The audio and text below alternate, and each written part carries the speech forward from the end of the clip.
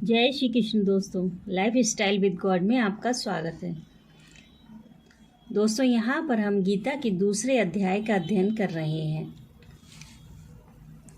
यहाँ पर अर्जुन बेहद कंफ्यूज हैं। वो यह बिल्कुल भी नहीं समझ पा रहे हैं कि उनके लिए क्या करना सही है, युद्ध करना या फिर ना करना। इसलिए अब अर्जुन भगवान की शरण ग्रहण करके अपना निश्चित कर्तव्य बतलाने के लिए उनसे प्रार्थना करते हैं।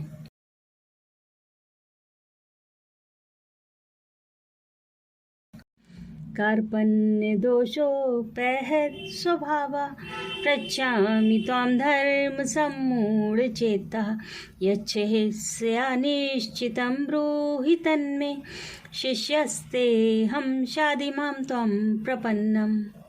दूसरे अध्याय के 7वें श्लोक में अर्जुन भगवान श्री कृष्ण से कहते हैं कि इस कायरता रूप दोष से उपहत हुए स्वभाव वाला तथा धर्म के विषय में मोहचित्त हुआ मैं आपसे पूछता हूँ कि जो साधन निश्चित कल्याणकारक हो वह मेरे लिए कहिए, क्योंकि मैं आपका शिष्य हूँ।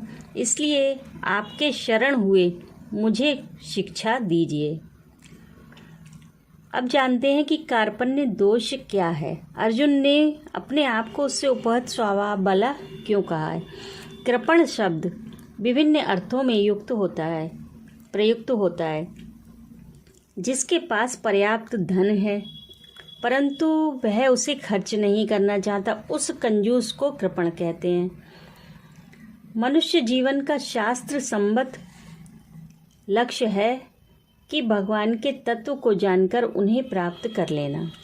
जो मनुष्य इस लक्ष्य को भुलाकर विषय भोगों में ही अपना जीवन खो देता है उस मूर्ख को भी कृपण कहते हैं। श्रुति कहती है, हे गार्गी, इस अविनाशी परमात्मा को बिना जाने ही जो कोई भी इस लोक से मरकर जाता है वह कृपण है। भगवान ने भी भोग ऐश्वर्य में आसक्त फल की वासना वाले मनुष्यों को कृपण कहा है। यहाँ पर अर्जुन में जो कार्पण्य है वह ना तो लोभ जनित कंजूसी है और ना भोगासक्ति रूप कृपणता ही है, क्योंकि अर्जुन स्वभाव से ही अत्यंत उदार, दानी एवं इंद्रिय विजयी पुरुष हैं। यहाँ भी वे स्पष्ट शब्दों में कहते हैं कि मुझे अपने लिए विजय, राज्य और सुख की आकांक्षा नहीं है। जिनके लिए ये वस्तुएं अपेक्षित हैं वे सब आत्मीय जंतु यहाँ मरने के लिए खड़े हैं। इस पृथ्वी की तो बात ही क्या है, मैं तीनों लोकों के राज्य के लिए भी दुर्योधन आदि को नहीं मारना चाहता। इसलिए यहाँ अर्जुन का यह कार्पण्य एक प्रकार का दैन्य ही है, जो करुणा युक्त कायरता और शोक के रूप में प्रकट हो रहा है, जो बंधुनाश की आशंका से उत्पन्न करुणा युक्त कायरता ही है। अर्जुन एक आदर्श क्षत्रिय हैं, स्वाभाविक ही शूरवीर हैं। उनके लिए कायरता दोष ही है, चाहे वह किसी भी कारण से उत्पन्न हो। इसी से अर्जुन इसे कार्पण्य दोष कहते हैं। इस कार्पण्य दोष से अर्जुन का क्षत्रिय स्वभाव नष्ट सा हो गया है। इसी से उनके अंग शिथिल हो रहे हैं, मुख सूख रहा है, अंग कांप रहे हैं, शरीर में जलन सी हो रही है और मन भ्रमित सा हो रहा है। करुणा युक्त कायरता के आवेश से अर्जुन अपने में इन लक्षणों को देखकर कहते हैं कि मैं कार्पण्य दोष से उपहत स्वभाव वाला हो गया हूँ। इस श्लोक में अर्जुन ने अपने आप को धर्म सम्मूढ़ चेता भी कहा है, क्योंकि धर्म अधर्म या कर्तव्य अकर्तव्य का यथार्थ निर्णय करने में जिसका मन सर्वथा असमर्थ हो गया हो उसे धर्म सम्मूढ़ चेता कहते हैं। अर्जुन का मन इस समय भयानक धर्म संकट में पड़ा है। वे एक ओर प्रजा पालन और क्षत्रिय धर्म की दृष्टि से युद्ध को धर्म समझकर उसमें लगना उचित समझते हैं, और दूसरी ओर उनके चित्त की वर्तमान स्थिति युद्ध के नाना प्रकार के भयानक परिणाम दिखाकर उन्हें भिक्षावृत्ति, संन्यास और वनवास की ओर प्रेरित कर रही है। चित्त इतना करुणाविष्ट है कि वह बुद्धि को किसी निर्णय पर नहीं पहुंचने दे रहा है। इसी से अपने आप को धर्म संकट की स्थिति में पाकर अर्जुन अपने आप को धर्म सम्मूढ़ चेता कहते हैं। यहाँ पर निश्चितम श्रेय का मतलब ऐसा तो बिल्कुल भी नहीं है कि कौरवों की विशाल सेना को अपनी सेना से बड़ी देखकर अर्जुन डर गए हों और युद्ध में अपनी विजय की संभावना से निराश होकर अपना कल्याण किस में है, युद्ध करने में या फिर ना करने में, इसलिए भगवान से एक निश्चित निर्णय पूछ रहे हों। बल्कि यहाँ तो उनके चित्त में बंधु स्नेह जाग उठाए और बंधु नाश जनित एक बहुत बड़े पाप की संभावना हो गई है, जिसे वे अपने परम कल्याण में बाधक समझते हैं। और दूसरी ओर मन में यह भावना भी आ रही है कि मैं क्षत्रिय होकर जो यह युद्ध का त्याग कर रहा हूँ, कहीं यही अधर्म ना हो। इसी से वे निश्चित श्रेय की बात पूछ रहे हैं।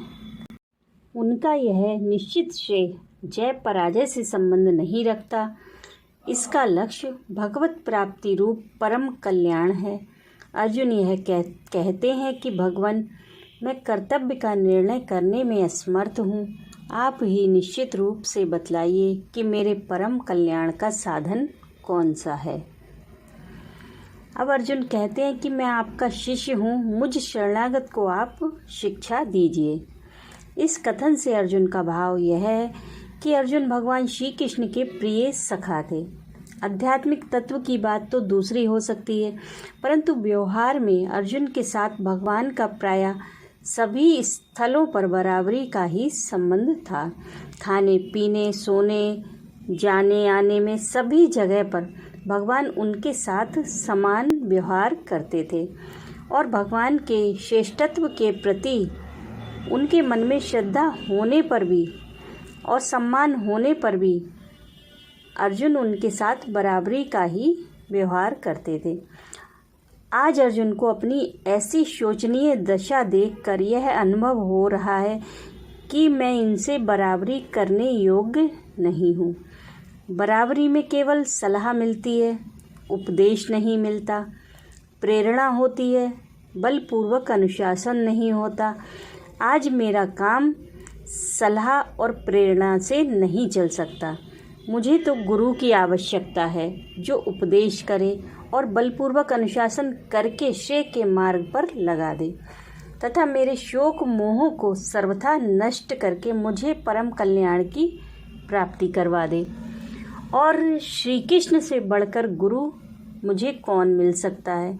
परंतु गुरु के उपदेश की अमृत धारा तभी बरसती है जब शिष्य रूपी क्षेत्र उसे ग्रहण करने के लिए सज्ज होता है।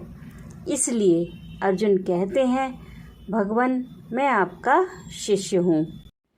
अब शिष्य भी कई प्रकार के होते हैं। जो शिष्य उपदेश तो गुरु से ग्रहण करते हैं, परंतु अपने अंदर अहंकार भी बहुत रखते हैं, या फिर अपने गुरु को छोड़कर दूसरों पर भरोसा रखते हैं, वे गुरु कृपा का लाभ नहीं उठा सकते। अर्जुन इसलिए शिष्यत्व के साथ ही अपने अंदर अनन्य शरणत्व की भावना करके यही कहते हैं कि भगवान, मैं केवल शिष्य ही नहीं हूँ, आपके शरण भी हूँ। प्रपन्न शब्द का अर्थ यही है कि भगवान को अत्यंत समर्थ और परम श्रेष्ठ समझकर उनके प्रति अपने को समर्पण कर देना। इसी का नाम शरणागति या आत्मसमर्पण है। भगवान सर्वशक्तिमान, सर्वज्ञ और अंतर्यामी हैं। सभी क्लेश, कर्म और संशय आदि का नाश करने वाले परम प्रेमी, परम आत्मीय, परम गुरु और परम महेश्वर हैं। ऐसा विश्वास करके अपने आप को पूरी तरह निराश्रय, निर्बुद्धि और निर्बल मानकर उन्हीं के आश्रय और अतुलनीय शरणागत का अनन्य भरोसा करके अपने को सब प्रकार से सदा के लिए उन्हीं के चरणों पर निछावर कर देना और कठपुतली की तरह हमेशा उनके ही संकेत पर नाचते रहने की एकमात्र लालसा से उनका अनन्य चिंतन करना ही भगवान के प्रपन्न होना है। अर्जुन चाहते हैं कि मैं इस प्रकार भगवान की शरण हो जाऊं, और इस भावना से भावित होकर वे कहते हैं, भगवान, मैं आपका शिष्य हूँ और आपकी शरण में हूँ, आप मुझे शिक्षा दीजिए। अर्जुन की यह शरणागति की सर्वोत्तम और सच्ची भावना जब उपदेश के प्रभाव से सच्ची शरणागति के रूप में परिणित हो जाएगी और अर्जुन जब अपने आप को भगवान के अनुसार चलने के लिए तैयार कर सकेंगे, तभी गीता का उपदेश समाप्त हो जाएगा।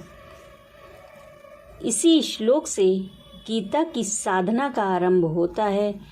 यह श्लोक गीता रूपी वृक्ष का बीज है और इस श्लोक में ही साधना की सिद्धि है, वही उपसंहार है। इस प्रकार शिक्षा देने के लिए भगवान से प्रार्थना करके अब अर्जुन उस प्रार्थना का हेतु बतलाते हुए अपने विचारों को प्रकट करते हैं।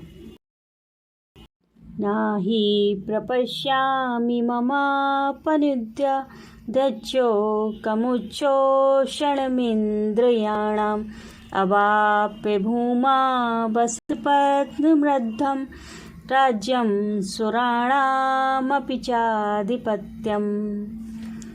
दूसरे अध्याय के 8वें श्लोक में अर्जुन भगवान श्री कृष्ण से कहते हैं, क्योंकि इस भूमि में निष्कंटक धन धान्य संपन्न राज्य को और देवताओं के स्वामी पने को प्राप्त होकर भी मैं उस उपाय को नहीं देखता हूँ जो मेरी इंद्रियों के सुखाने वाले इस शोक को दूर कर सके। इस श्लोक में अर्जुन का भाव यह है कि इससे पहले वाले श्लोक में अर्जुन ने भगवान से शिक्षा देने के लिए प्रार्थना की है, इसलिए यहाँ यह भाव प्रकट करते हैं कि आपने पहले मुझे युद्ध करने के लिए कहा है, किंतु उस युद्ध का अधिक से अधिक फल विजय प्राप्त होने पर इस लोक में पृथ्वी का निष्कंटक राज्य पा लेना ही है। और विचार करने पर यह बात मालूम होती है कि इस पृथ्वी के राज्य की तो बात ही क्या है।